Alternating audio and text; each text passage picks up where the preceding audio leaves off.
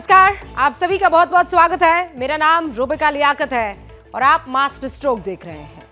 आज आफ्ताब अमीन पूनावाला का narco test पूरा हो गया है। ये पूरा प्रोसेस 2 घंटे तक चला है। पुलिस सोर्सेज ये कह रहे हैं कि आफ्ताब ने पॉलीग्राफी टेस्ट में जिस तरह के जवाब दिए, कमोबेश उसी तरह के आंसर्स नार्को टेस्ट में भी उसने दिए हैं। यानी आफ्ताब के जवाबों की टाइमलाइन एक जैसी है। मगर एक बात पुलिस को परेशान कर रही है। पुलिस ये जानना चाहती है कि इतना सब होने के बावजूद आफ्ताब के चेहरे पर शिकन तक नहीं है, क्यों? उसे कोई बेचैनी नहीं हो रही है, क्यों? ऐसा तो नहीं कि उसने मर्डर के बाद पुलिस तफ्तीश की बारीकियों को पहले से ही स्टडी कर लिया? कहीं ऐसा तो नहीं कि आफ्ताब ने मर्डर के बाद वाले इन्वेस्टिगेशन के सारे स्टेप्स पहले ही काउंटर करने के लिए उसके प्लान को तैयार कर लिया? क्या ऐसा हो सकता है कि आफ्ताब ने नार्को और पॉलीग्राफी टेस्ट को डिफाई करने की टेक्निक भी स्टडी कर ली हो? इन सारी बातों का जवाब पुलिस को आफ्ताब के मोबाइल फोन और उसकी इंटरनेट सर्च हिस्ट्री से मिलने लगा है। यकीन मानिए, आज आप जो देखेंगे वो इस मर्डर केस में अभी तक का सबसे शॉकिंग और सबसे विस्फोटक खुलासा माना जा रहा है। पहले गला दबाकर मर्डर किया, फिर शव के 35 टुकड़े किए, धीरे धीरे टुकड़ों को जंगल में फेंका। 6 महीने बाद पुलिस ने गिरफ्तार किया।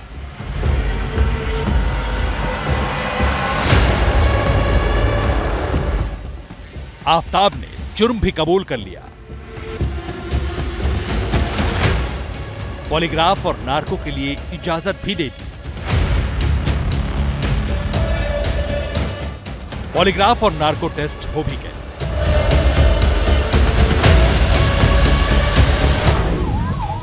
सब कुछ शीशे की तरह साफ है, लेकिन कुछ है जो मिसिंग है, क्योंकि पुलिस अभी भी बेचैन है और कत्ल का आरोपी आफ्ताब अब भी शांत है। उसके चेहरे पर शिकन तक नहीं। पुलिस जो भी सवाल पूछती है उसके जवाब मिल जाते हैं। बिना नजरें चुराए, बिना सख्ती किए सब कुछ सामने रख देता है। बस यहीं पर एक ट्विस्ट है। सवाल है, क्या आफ्ताब को पहले से पता था कि एक दिन वो गिरफ्तार होगा? क्या आफ्ताब ने मर्डर करने के बाद बचने की पूरी तैयारी कर ली?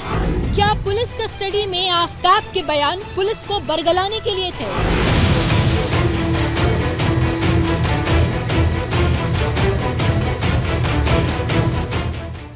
क्या आफ्ताब ने पॉलीग्राफ टेस्ट की मिस्ट्री को भी डिकोड कर लिया था? क्या आफ्ताब नार्को टेस्ट को काउंटर करने का तरीका जानता था?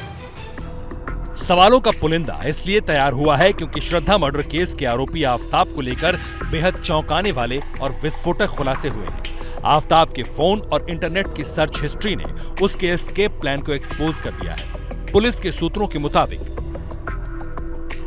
श्रद्धा की हत्या के बाद खुद को कैसे नॉर्मल रखा जाए ताकि किसी को उस पर शक ना हो, इसके लिए आफ्ताब ने मर्डर केस की कई कहानियों के बारे में पढ़ा।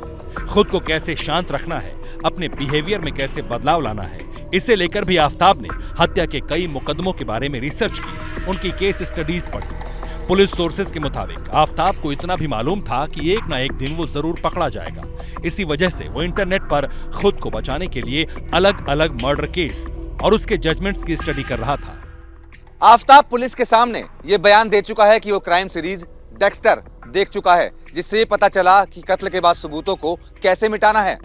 पुलिस पूछताछ में जब आफ्ताब से ये पूछा गया कि क्या दृश्यम देखकर जुर्म को अंजाम दिया था, तो उसने ये तक कहा था कि अब दृश्यम 2 आ गई है, जिसे सुनकर जांच टीम हैरान थी। सूत्रों की माने तो इंटरनेट पर उसने काफी कुछ सर्च किया था और उसके बाद हिस्ट्री को डिलीट भी कर दिया था और इसीलिए लगातार इंटरनेट की हिस्ट्री को रिट्रीव भी किया जा रहा है। वैसे जिस वक्त आफ्ताब का मोबाइल राज उगल रहा था, उसी दौरान नार्को टेस्ट के जरिए आफ्ताब भी कई खुलासे कर रहा था। सूत्रों के मुताबिक पॉलीग्राफ के बाद आफ्ताब ने नार्को टेस्ट के दौरान भी श्रद्धा के कत्ल की बात कबूली। आफ्ताब ने श्रद्धा के शव के टुकड़े करने के लिए आरी के इस्तेमाल की बात को कबूल किया है। नार्को टेस्ट के दौरान आफ्ताब से जब ये सवाल पूछा गया कि क्या कोई और भी इस हत्याकांड में शामिल है, तो उसने कहा इस हत्याकांड को उसने अकेले ही अंजाम दिया है। आफ्ताब ने नार्को टेस्ट में श्रद्धा के शव के टुकड़ों को जंगल में ठिकाने लगाने की बात भी मानी है। नार्को टेस्ट के दौरान जब आफ्ताब से सवाल किया गया कि श्रद्धा के सिर को कहां फेंका, तो आफताब ने जवाब दिया कि वो इस बारे में पुलिस को बता चुका है। नार्को टेस्ट के वक्त आफताब ने ये कबूल किया कि उसने गुस्से में आकर श्रद्धा की हत्या की थी। पुलिस को शक है कि जिस तरह से आफताब पुलिस कस्टडी में इंटेरोगेशन में सहयोग कर रहा था और सबूत एकत्र करवा रहा था, कहीं वो इसके प्लान का कोई हिस्सा तो नहीं था, इसलिए बिना वक्त जाया किए पुलिस उसका नार्को टेस्ट जल्दी करवाना चाहती थी। सूत्रों के मुताबिक नार्को टेस्ट के दौरान आफताब बार बार अनकॉन्शियस हो रहा था और जब आफताब से पूछा गया कि श्रद्धा का मोबाइल फोन कहाँ है, तो इस पर आफताब ने कहा कि श्रद्धा का फोन उसने फेंक दिया था। इसके सूत्रों की तरफ से ये भी कहा गया कि आफताब को पॉलीग्राफी और नार्को टेस्ट के बारे में अच्छी तरह से मालूम था। उसे पता था कि ये दोनों टेस्ट सबूतों के तौर पर कोर्ट में मान्य नहीं है। यहाँ से निकलने के बाद अब आफताब को सीधा तिहाड़ जेल ही ले जाया गया है और करीब 2 से 3 दिन बाद आफताब को दोबारा से एफएसआर लेकर आया जाएगा, जहां पर उसने जो नार्को के दौरान जो जवाब दिए और जो पॉलीग्राफी के टेस्ट के दौरान जवाब दिए थे, उनमें जो कॉन्ट्राडिक्शन सामने आएगा उसको उसके सामने रखा जाएगा और उसी को लेकर उससे पूछताछ की जाएगी। हो सकता है कि आफताब ने इसकी भी तैयारी कर ली। पॉलीग्राफ और नार्को में कुछ सवालों के जवाब में फर्क क्यों है, ये भी वो पुलिस को बता दे। लेकिन बात घूम फिर कर वहीं आ जाती है कि क्या पुलिस को नार्को टेस्ट के बाद कोई सॉलिड एविडेंस मिलेगा, और अगर कुछ नहीं मिलता तो फिर ब्रेन मैपिंग से क्या मिलने की उम्मीद है। कहीं ऐसा तो नहीं कि आफताब ने ब्रेन मैपिंग टेस्ट को काउंटर करने की भी तैयारी कर ली हो। और देखिए, ये कोई हिडन फैक्ट नहीं है। दिल्ली पुलिस को इस केस में कई चैलेंजेस का सामना करना पड़ रहा है। आरोपी सामने है लेकिन सबूतों की कड़ी कमजोर है। कत्ल का कबूलनामा है लेकिन अदालत में वो टिक नहीं पाएगा। नार्को और पॉलीग्राफी जैसे टेस्ट कंडक्ट हो चुके हैं लेकिन अभी तक इनसे कोई भी सॉलिड एविडेंस रिट्रीव नहीं हो पाया है। अब ये जानकारी भी है कि आफताब ने इंटरनेट की मदद से खुद को बचाने के लिए मर्डर केस वाले कई केस स्टडी किए हुए हैं। अब सवाल यह है कि आगे ऑप्शंस क्या है। कहीं ऐसा तो नहीं है कि ये केस डेड एंड की तरफ जा रहा है? क्या ये केस अटक तो नहीं जाएगा, लटक तो नहीं जाएगा? हम तो यही उम्मीद करते हैं कि ऐसा ना हो और जो कातिल है वो सलाखों के पीछे हो, फांसी के फंदे पर लटके। अब जो अगली खबर मैं आप तक पहुंचाने वाली हूं, उसके लिए इस स्टूडियो से मुझे बाहर निकलना होगा। आपको समझाने के लिए अब उस स्टूडियो का रुख करते हैं जहां ग्राफिक्स के जरिए आप बेहतर अगली स्टोरी को समझ पाएंगे। यहां मुझे आना जरूरी था। ये एक लिफ्ट ग्राफिकली आपके लिए मैंने तैयार की है क्योंकि अगली जो खबर आपको बताने वाली हूं वो इसी लिफ्ट से जुड़ी हुई है, सोसाइटी से जुड़ी हुई है, गगनचुंबी इमारतों से जुड़ी हुई है, मॉडर्न होते हम और मॉडर्न होते हमारे आसपास के इक्विपमेंट से जुड़ी हुई है। मेरे भी बच्चे हैं, हम भी ऊंची किसी जगह पर रहते हैं, 19वां फ्लोर है, सीढ़ी से तो जा नहीं सकते हैं। आपके साथ भी हो सकता है यही होता हो। बच्चे आपके सीढ़ियाँ इस्तेमाल नहीं करते होंगे, कौन चढ़ के जाएगा इतनी सीढ़ियाँ? तो आप क्या करते हैं, अक्सर इसी तरीके की लिफ्ट का इस्तेमाल करते हैं। अब ज़रा सोचिए, ये लिफ्ट का दरवाज़ा बंद हो, आपको जाना है किसी 20वें फ्लोर पर और ये लिफ्ट 11वें फ्लोर पर अटक जाए और उस लिफ्ट में आप नहीं, आपके बच्चे हों, केवल आपके बच्चे, और वो बच्चे छोटे हों। आप क्या करेंगे? वो बच्चे क्या करेंगे? ये सोचकर ही रूह कांपने लगती है। हर घर में छोटा बच्चा है जो लिफ्ट को इस्तेमाल करता है और हम बड़े खुश होते हैं, अरे बच्चा लिफ्ट से चला जाएगा ना, क्या परेशानी है। आज वो परेशानी आपको दिखेगी। कई बार पेरेंट्स के बिना लिफ्ट का इस्तेमाल करते ये बच्चे किस तरीके से फंस सकते हैं, आज ये खबर आपको दिखानी ज़रूरी है। और इन सारी खतरों से मैं आपको आज इसलिए आगाह कर रही हूँ क्योंकि एक ऐसी तस्वीर हमारे सामने आई है जिसे जब हमने देखा फ़ोन में तो हमारे हाथ पैर ठंडे पड़ गए। दिल्ली से सटे गाजियाबाद से आज ये खबर आई है जिसे देखने के बाद हमें लगा कि आप तक ये खबर पहुंचानी बहुत ज़रूरी है। हर पेरेंट्स तक ये खबर पहुंचानी बहुत ज़रूरी है कि बच्चों को लिफ्ट में अकेला ना भेजें, उसे भेजने से पहले लाख मर्तबा सोच लें। सीसीटीवी फुटेज है अभी जो आपकी स्क्रीन पर आप देख रहे हैं। इस तस्वीर को देखिए, गाजियाबाद की क्रॉसिंग रिपब्लिक सोसाइटी की ये तस्वीरें हैं। 3 छोटी बच्चियां लिफ्ट में फंसी हुई है। सभी बच्चियों की उम्र 8 साल के करीब है। 20वें फ्लोर से ये लिफ्ट में चढ़ती हैं। इन्हें ग्राउंड फ्लोर पर जाना है लेकिन 11वें फ्लोर पर आकर लिफ्ट अचानक बंद हो जाती है। ये मासूम बच्चियां 24 मिनट तक लिफ्ट में कैद रहती हैं। लिफ्ट के बाहर निकलने के लिए देखिए कैसे जतन कर रही हैं। तीनों के दिल में क्या बीत रही होगी, क्या सोच रही होगी, जहन किस तरीके से काम कर रहा होगा। बार बार बटन दबा रही है, कभी इमरजेंसी अलार्म का बटन दबा रही है, तो कभी जो वो वहां पर इमरजेंसी फोन एक बटन लगा हुआ होता है उसका इस्तेमाल कर रही है, लेकिन कुछ नहीं हो रहा है। पता नहीं इन बच्चियों के मन में क्या हो रहा होगा, क्या सोच रही होंगी कि कभी निकल पाएंगी कि नहीं निकल पाई होगी। हमें आवाज नहीं सुनाई दे रही है, लेकिन वो आवाज लगा रही होगी, कभी माँ को पुकार रही होगी, कभी पिता को पुकार रही होगी, कभी गार्ड अंकल, गार्ड भैया कह रही होगी, लेकिन सुनता कौन। परिवार का इल्जाम है कि जिस वक्त बच्चे लिफ्ट में फंसे उस वक्त वहां कोई गार्ड तक मौजूद नहीं था। लापरवाही चाहे जिसकी भी हो, लेकिन ऐसी तस्वीरें यकीन मानिए दिल दहला देती है, विचलित कर देती है। परिवार का इस पूरे मामले पर क्या कहना है, अब इसे सुन लीजिए आप। लगभग 8 वर्ष की हैं तीनों बच्चियां, और जब वो लिफ्ट में चढ़ते हैं तो उसके बाद लिफ्ट स्टक हो जाती है, बंद हो जाती है। मेरी बेटी ने बेल अलार्म बजा दिया था, तो गार्ड को पता लगा कि कोई 11वें फ्लोर पे फंसा हुआ है। तो ये लोग पहुंचते हैं, कुछ नहीं हुआ। फिर लिफ्ट ऑपरेटर आता है, उसको भी समझ में नहीं आया कुछ नहीं हुआ, क्योंकि लाइट आ रही थी, सब कुछ सिस्टम ठीक चल रहे थे, लेकिन समझ में किसी को नहीं आया लिफ्ट ऑपरेटर को, गार्ड को, कि करें क्या। और इसी सब में लगभग 24 मिनट निकल गए। देखा आपने, इसी सब में 24 मिनट निकल गए और वो बच्चियां वहां पर रहीं। अब ऐसे में ये बहुत महत्वपूर्ण हो जाता है कि उसमें से आप एक बच्ची को देख रहे हैं जो थोड़ा काम है, कंपोज्ड है, वो दूसरी 2 बच्चियों को संभालने और समझाने की कोशिश कर रही हैं, और शायद वो ऐसा इसलिए कर पा रही है क्योंकि उसके साथ 2 और लड़कियां मौजूद हैं और वो 3 आपस में दोस्त हैं। उनको लग रहा है कि मामला संभल जाएगा, सुधर जाएगा, लेकिन हो सकता है कि आपका बच्चा अकेले हो। उसे तैयार कर लीजिए कि किसी के साथ भी हो सकता है, ये किसी के भी साथ हो सकता है। तो ऐसे में ये श्योर कीजिए कि जिस लिफ्ट में आप चढ़ रहे हैं, जिस लिफ्ट का आप इस्तेमाल कर रहे हैं, उसका इमरजेंसी बटन काम कर रहा है। अगर वो नहीं कर रहा है तो आप जब तक वो काम ना करने लगे वहीं इंतजार कीजिए कि ऑपरेटर आएगा, ठीक करेगा और फिर हम लिफ्ट में चलेंगे। और अगर बंद हो जाते हैं चलती लिफ्ट में तो वहां सिचुएशन को अपने कंट्रोल में कीजिए। ब्रीद इजी, आराम से इत्मीनान से सांस लीजिए और जोर से आवाज लगाकर कोशिश कीजिए कि कोई मदद को आ जाए। आगे बढ़ते हैं। गुजरात में 89 सीट्स पर फर्स्ट फेज की वोटिंग हुई। फर्स्ट फेज में वोटिंग को लेकर जितना जोश वोटर्स में दिखा, उतनी ही बेचैनी दूसरे दौर के चुनाव को लेकर दिखी। सियासतदानों में ये बेचैनी दिख रही है, इसीलिए जोर आजमाइश पूरी है। बीजेपी को अपने स्टार कैंपेनर पर पूरा भरोसा है और यही वजह है कि सेकेंड फेज के प्रचार के लिए अब पीएम मोदी फ्रंट फुट पर मोर्चा संभाल रहे हैं। अहमदाबाद में 50 किलोमीटर लंबा रोड शो हुआ और इसका सबसे बड़ा सबूत है मोदी जनता की नब्ज को समझ चुके हैं, वो जानते हैं, उसे पहचानते हैं। बीजेपी को यह भी मालूम है कि अगर सत्ता में बने रहना है तो फिर ब्रांड मोदी के कैंपेन के अलावा कोई और विकल्प नहीं है। देखिए।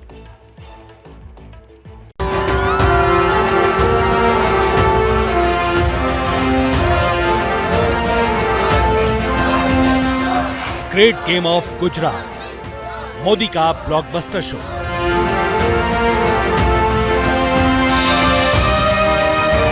$50 किलोमीटर का रोड शो, मोदी का मास्टर स्ट्रोक।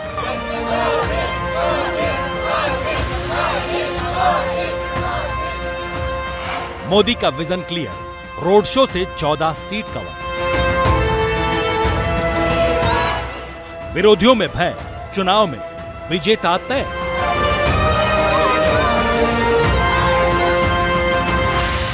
जब मेहनत की मिट्टी से जनसंवाद का बीज बोया जाता है तो नेता और जनता के बीच विश्वास का पौधा आकार लेता है।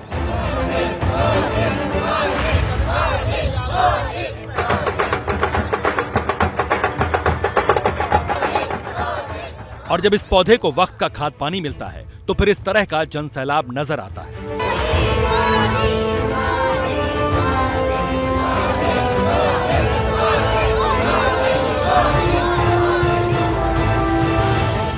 प्रधानमंत्री नरेंद्र मोदी के गुजरात कनेक्ट वाली इन तस्वीरों से चुनाव की लाइन बिल्कुल क्लियर लगती है। बीजेपी के लिए आगे की दशा और दिशा तय हो गई। जनता का जोश हाई दिख रहा है।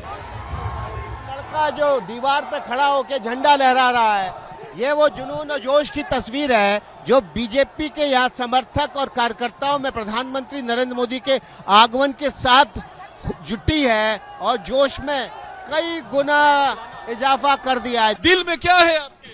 बोलो, हमारे दिल में सिर्फ मोदी मोदी मोदी 135 100 रुपया पेट्रोल होगा न, फिर भी मोदी को ही वोट देंगे। मफत का लाइट बिल नहीं चाहिए हमको, हमारे में ताकत है। तो देश है, आएगा तो मोदी ही। दूध और पानी का पानी 8 तारीख को पता चल जाएगा। मेहनत की चाहिए हमको, फोकट की नहीं चाहिए।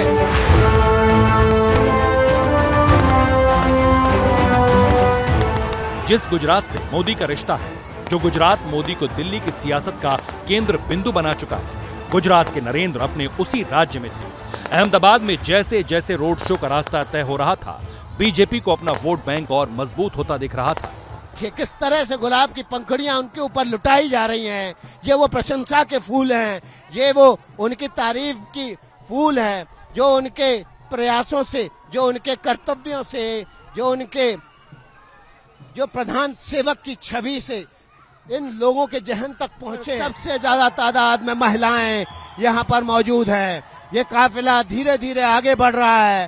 पहला पड़ाव जो था सरदार पटेल की स्टेचू पर, वहां पर प्रधानमंत्री माल्यार्पण कर आगे बढ़ चुके हैं। अगला पड़ाव दीनदयाल उपाध्याय के 4 रास्ता पर है। अगर गांधीनगर की गद्दी पर काबिज होना है तो उसका रास्ता अहमदाबाद से होकर गुजरता है। ये बात बीजेपी अच्छी तरह जानती है और ये उसकी परफॉर्मेंस में दिखता है। गुजरात में दूसरे फेज में अहमदाबाद की 21 सीटों पर भी वोटिंग होनी है। 2017 में बीजेपी ने 21 में से 15 सीटें जीती थी, जबकि कांग्रेस के पास 6 सीटें गई थी, यानी बीजेपी का स्ट्राइक रेट 71% था। इस बार मोदी के 50 किलोमीटर रोड शो में अहमदाबाद की 13 और गांधीनगर की 1 सीट कवर है। अब पिछले बार के चुनाव नतीजों को देखें तो इन 14 सीटों में से 11 सीट पर बीजेपी, जबकि 3 सीट पर कांग्रेस को जीत मिली थी, यानी बीजेपी का स्ट्राइक रेट करीब 79% था। चूंकि बीजेपी गुजरात में 27 साल से है, इसलिए मोदी का चेहरा सामने रखकर एंटी इनकम्बेंसी को न्यूट्रलाइज किया जा रहा है। बीजेपी चाहती है कि इस बार मोदी के नाम पर अहमदाबाद में जीत के मार्जिन को और बढ़ाया जाए। तस्वीर वरुण फिर से दिखाइएगा। सामने एकदम हमारे कैमरे के ठीक सामने इस समय दिखाई पड़ रहा है प्रधानमंत्री मोदी ने पुष्पांजलि अर्पित की है, पंडित दीनदयाल उपाध्याय को कृतज्ञता अर्पित की है। और यह शोर जो हो रहा है, ये जो उत्साह है, लोगों का उत्साह हवाओं में घुल गया है। ऐसा लग रहा है कि जैसे ये शोर है, ये प्रधानमंत्री मोदी की लोकप्रियता का कलकल निनाद यहाँ पर ऐसा सुनाई पड़ रहा है। सियासत के सूरमा ये बात अच्छी तरह जानते हैं कि मोदी बीजेपी के सबसे बड़े सुरक्षा कवच है। अगर बीजेपी कहीं भी कमजोर होती दिखती है तो मोदी संकट मोचक के तौर पर सामने आते हैं। गुजरात विधानसभा में पिछली बार भी यही हुआ। कई आंदोलनों के चलते बीजेपी बैकफुट पर थी, लेकिन बीच चुनाव में मोदी ने पूरा गेम बदल दिया। मोदी ने 27 नवंबर से चुनाव प्रचार की शुरुआत की। 33 में से 26 जिलों में चुनाव प्रचार किया। 11 दिन गुजरात में ताबड़तोड़ कैंपेनिंग की। प्रधानमंत्री ने 34 रैली और 2 रोड शो किए। इसी तरह 2022 में मोदी के गुजरात चुनाव प्रचार की टाइमलाइन भी बड़ी दिलचस्प है। इस बार 6 नवंबर को प्रचार की शुरुआत हुई। अब तक 33 में से 23 जिलों में रैली कर चुके हैं। अभी तक 10 दिन चुनाव प्रचार किया है। इस दौरान 28 रैली और 3 रोड शो किए हैं। 4-5 घंटे से ये सब लोग खड़े हैं। पिछले 4 घंटे से तो मैं यहाँ खड़ा हूँ और देखिए कैसे लोग, छोटे छोटे बच्चे उत्साहित। ये बुलाई गई भीड़ नहीं है, यकीन मानिए ये बुलाई गई भीड़ नहीं है, ये खुद से आई हुई भीड़ है। मोदी के आने से उत्सव मनाया जाता है। बच्चे अपने घर से निकल आते हैं 5-5 घंटे तक, और यही अदा है जो मोदी को लोकप्रिय बनाती है, मोदी को जननायक बनाती है और मोदी को गुजरात का बेटा और लाल बनाती है।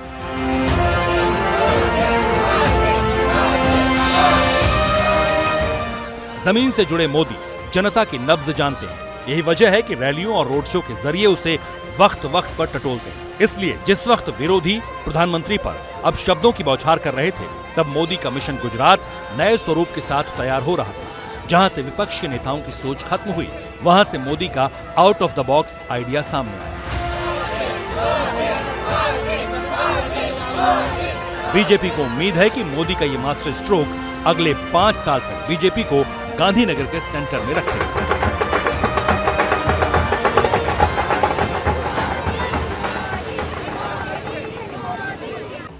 और ये तो आप जानते हैं ना, पॉलिटिक्स में शक्ति प्रदर्शन बहुत अहमियत रखता है। ताकत की नुमाइश के साथ अब गांधीनगर की गद्दी हासिल करने के लिए पार्टियों का फोकस सेकेंड फेज पर शिफ्ट हो गया है। लेकिन इस सियासी जंग के बीच बदजुबानी की एंट्री तो पहले ही हो चुकी थी। औकात से लेकर रावण तक का जिक्र हो चुका है। क्या यह बदजुबानी किसी को चुनाव जिता सकती है, वोट का मीटर चढ़ा सकती है, और विरोधियों को लेकर किस तरह बड़े दिल वाली सियासत होनी चाहिए, इसका एग्जाम्पल भी इन्हीं चुनावों में सामने आया है। गुजरात चुनाव की एक दिलचस्प रिपोर्ट आपको देखनी चाहिए। कैसे एक तरफ गाली है तो दूसरी तरफ वाहवाही है एक दूसरे की। समझिए कैसे।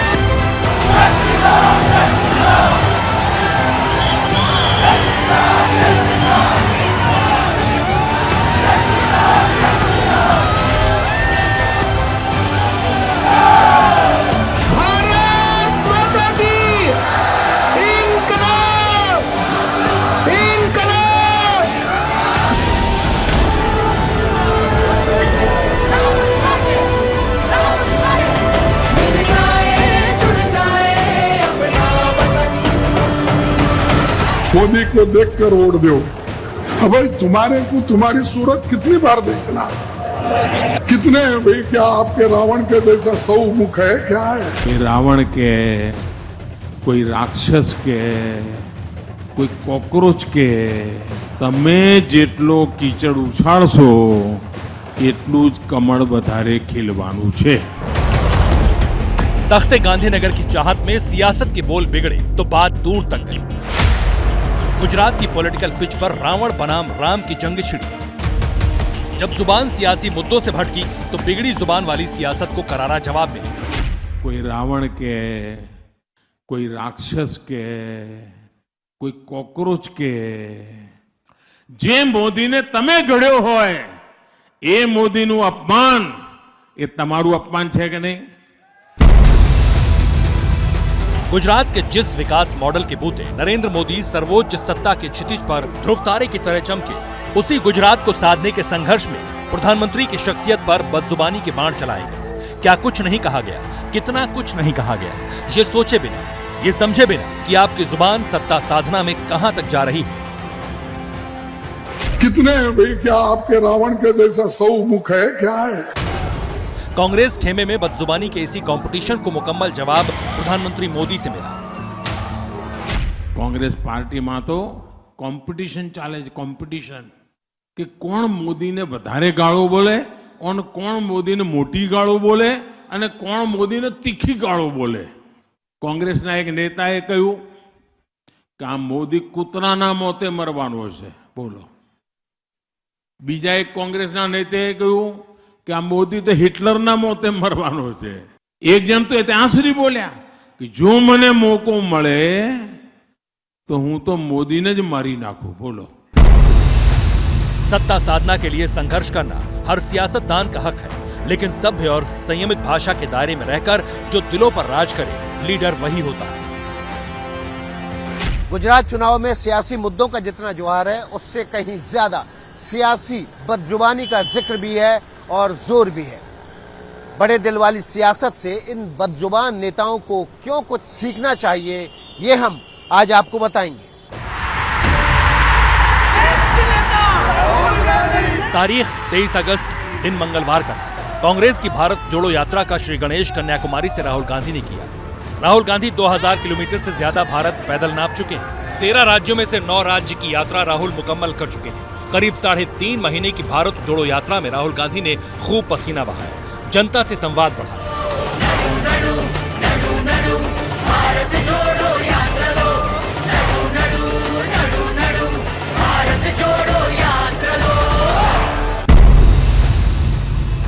गुजरात की सियासी पिच पर जिन सियासतदानों की जुबान बेलगाम है, जिनकी बदजुबानी अंगारे उगल रही है, उन्हें कैसे बड़े दिल वाली सियासत से कुछ सीखना चाहिए, इसकी मुकम्मल थ्योरी देश के होम मिनिस्टर अमित शाह ने विरोधियों को समझाई।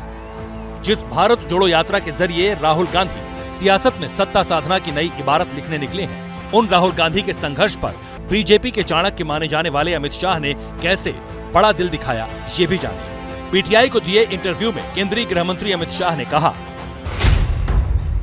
पूर्व कांग्रेस अध्यक्ष राहुल गांधी की अगुवाई में हो रही कांग्रेस की भारत जोड़ो यात्रा का क्या परिणाम होगा, ये जानने के लिए तो इंतजार करना होगा। लेकिन राजनीति में निरंतर प्रयासों से ही सफलता मिलती है।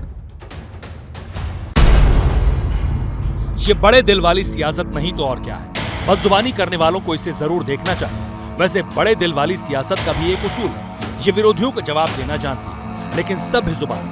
प्रधानमंत्री नरेंद्र मोदी पर विरोधियों की जुबान बिगड़ी तो उसे भी जवाब दिया गया।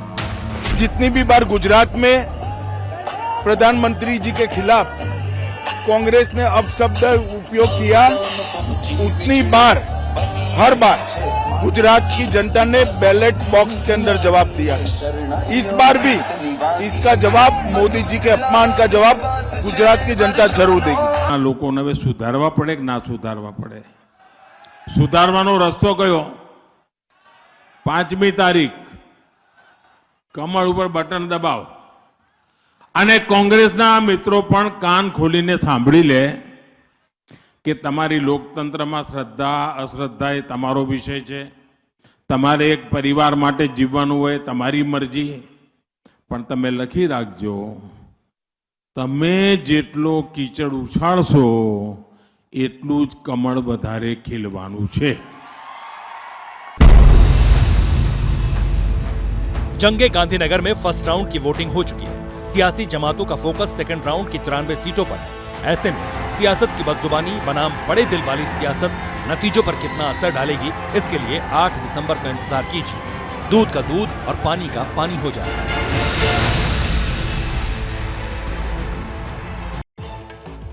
वही बात है ना, आप मतभेद रखिए, मनभेद नहीं कि नफरत हो, और नफरत हो तो ऐसी कि बस आप अलावा गाली के कुछ और कह ही ना पाए सामने वाले को। आगे बढ़ेंगे, बात करेंगे चालबाज चीन की, जिसे भारत और अमेरिका की नजदीकी बहुत खटक रही है। उत्तराखंड में LAC के पास भारत और अमेरिका के वॉर ड्रिल से उसकी धड़कनें बढ़ गई हैं। बौखलाए चीन ने इसे समझौते का उल्लंघन बताया तो भारत ने खरी खरी सुना दी, लेकिन चीन ने टेंशन का असली चैप्टर अमेरिका के साथ ओपन कर लिया है। चीन ने अमेरिका से कहा है कि भारत से उसका सीमा विवाद जो है उसमें अमेरिका को टांग अड़ाने की जरूरत नहीं है। LAC पर तनातनी के बीच कही गई चीन की इस बात का जिक्र पेंटागन ने अपनी रिपोर्ट में किया है, जो अब दुनिया के सामने आ चुकी है और बता रही है कि दुनिया की शांति के लिए चीन सबसे बड़ा खतरा कैसे है। रिपोर्ट को आप भी देखिए।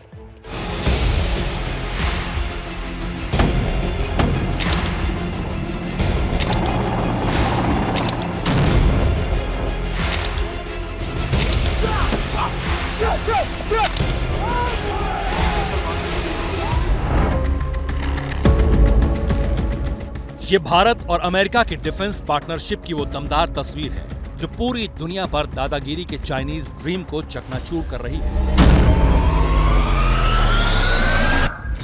इस तस्वीर ने बीजिंग वाले लाल कप्तान के दिन का चैन और रातों का सुकून हराम कर दिया। और अमेरिका के साथ चीन की तनातनी का नया चैप्टर खुल गया है। चीन ने दादागिरी दिखाई, पेंटागन की रिपोर्ट आई, ड्रैगन की गीदड़ भपकी, पेंटागन ने मारा पावर पंच। कूटनीति की आड़ में अमेरिका को आंख दिखा रहे चीन को अमेरिका से ही करारा जवाब मिला। चीन की सारी गुस्ताखियों का जवाब पेंटागन ने अपने एक पावर पंच से दे दिया। अमेरिका ने चीन पर पावर पंच कैसे मारा, अमेरिका ने चीन को कैसे जवाब दिया और किस तरह चीन की साजिश के चीथड़े उड़ाए, इन तमाम सवालों का जवाब है वो रिपोर्ट जिसमें चीन की तमाम कारगुजारियों का कच्चा चिट्ठा समेटकर पेंटागन ने अमेरिका की संसद में पेश कर दिया। चीन की मिलिट्री पावर पर जारी की गई अपनी रिपोर्ट में पेंटागन ने चीन को लेकर वैसे तो कई बातें कही हैं, लेकिन इसका सबसे सनसनीखेज हिस्सा वो है जिसमें गलवान में हुई झड़प के बाद का किस्सा। पेंटागन की रिपोर्ट के मुताबिक LAC पर तनाव को लेकर चीन ने अमेरिका को चेतावनी दी। अमेरिका से कहा था कि वो भारत के साथ मसले में टांग न अड़ाए। अमेरिका के नाम जारी ये धमकी चीन की ताकत से ज्यादा उसके डर का सबूत है। ये वजह है कि वो बेहद सोची समझी चाल चल रहा है। अमेरिकी रिपोर्ट के मुताबिक चीन की चेतावनी और उसके पीछे का डर यूं समझिए, चीन को डर है कि भारत और अमेरिका की नजदीकी और बढ़ सकती है। इसे रोकने के लिए वो तनाव घटाना चाहता है। चीन को इस बात का भी डर है कि अगर तनाव बढ़ा तो भारत के साथ उसके ट्रेड पर असर पड़ सकता है, इसलिए वो LAC पर स्थिरता लाना चाहता है। चीन अपने इसी डर के चलते गलवान में हुई झड़प और सीमा विवाद को डाउन प्ले कर रहा है और अमेरिका को बीच में न आने की चेतावनी दे रहा है। ये दावा अमेरिका का है। पेंटागन की ये रिपोर्ट ऐसे समय में आई है जब पिछले 2 हफ्तों से भारत और अमेरिकी सेनाएं उत्तराखंड के औली में ज्वाइंट मिलिट्री एक्सरसाइज कर रही हैं। जिस जगह ये युद्धाभ्यास चल रहा है वहां से LAC महज 90 किलोमीटर की दूरी पर है। चीन को भारत और अमेरिका के इस साझा युद्धाभ्यास से भी मिर्ची लगी हुई है। वो भारत के साथ साल 1993 और 96 में हुए समझौतों की दुहाई दे रहा है। 一贯根据动态清零的总方针 भारत ने भी इस मसले पर चीन को क्लियर मैसेज दे दिया है। विदेश मंत्रालय ने साफ कर दिया कि भारत अमेरिका अभ्यास पूरी तरह से अलग है। इसे किसी समझौते का उल्लंघन मानने की कोई वजह नहीं है। चीनी पक्ष इन समझौतों को अपने ही जो उल्लंघन करते हैं इन्हीं समझौतों का, उस पर विचार करना चाहिए। उनकी आवश्यकता है कि वो देखें क्यों वो उनको ऐसे समझौतों को उल्लंघन कर रहे हैं और भारत किसके साथ अभ्यास कर रहा है, क्या कर रहा है, इसमें तीसरे देशों का कोई वीटो नहीं है। एक तरफ भारत ने चीन को खरी खरी सुनाई तो दूसरी तरफ अमेरिकी सांसद राजा कृष्णमूर्ति ने भी भारत के खिलाफ चीनी साजिश को लेकर बहुत बड़ी बात कही। अंग्रेजी के बड़े अमेरिकी अखबार पॉलिटिको से बातचीत में कृष्णमूर्ति ने कहा, चीन ने भारत के साथ विवादित सीमा के पास एक सैन्य चौकी बनाई है। यह खबर बीजिंग की बढ़ती आक्रामकता को लेकर चिंता बढ़ाने वाला संकेत दे रही है। यह स्थिति बताती है कि अमेरिका को अपने सुरक्षा साझेदारों के साथ मजबूत प्रयास करने होंगे। वैसे तो चीन के साथ भारत की तनातनी जगजाहिर है। अरुणाचल से लेकर लद्दाख तक चीन की चालबाजियों का लंबा इतिहास रहा है। लेकिन पेंटागन ने अपनी रिपोर्ट में जिस तरह अमेरिका के नाम चीन की धमकियों का जिक्र किया, वो कुछ और नहीं, बस चीन के लिए बुरे दिन का इशारा है। चीन इस वक्त जल रहा है, वो हसद में परेशान हो रहा है, जलन में। क्या मजबूरी है मेरी, बताइए। मैं अभी आपको बताती हूँ कि मैंने ओए होए होए होए नमकीन के चटकारे लेते हुए टकटकी मार के डिबेट शो को पॉज रिपीट कर करके देख रहे हैं जोगिंदर जी। इनकी तरह आप भी देखें अपनी फेवरेट डिबेट्स को रिपीट कर और डाउनलोड कीजिए ABP लाइव ऐप अपने स्मार्ट टीवी पर।